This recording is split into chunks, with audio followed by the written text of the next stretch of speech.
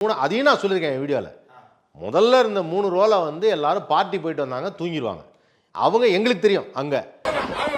ஐயா நல்லா கேட்டுக்கங்க, இந்த ஃபர்ஸ்ட் 3 ரோ பத்தி கவலையே இல்ல, அவங்க 2வது சீன்ல தூங்கிடுவாங்க.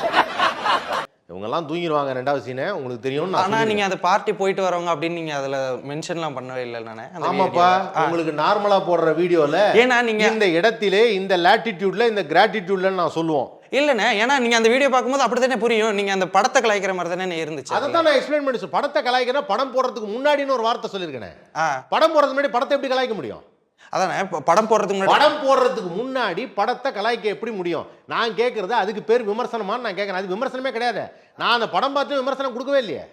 அது வந்து நீங்க வந்து விஜயோ இல்ல இன்டைரக்டா லியோ படத்தை கலாய்ச்ச மாதிரி தான் நிறைய பேர் பாக்குறாங்க. அது சட்டைரிக்கலா தான் இருக்கு. நீ எப்படிப்பா சட்டைரிக்கல் நீயா முடிவு பண்ணிக்கிற?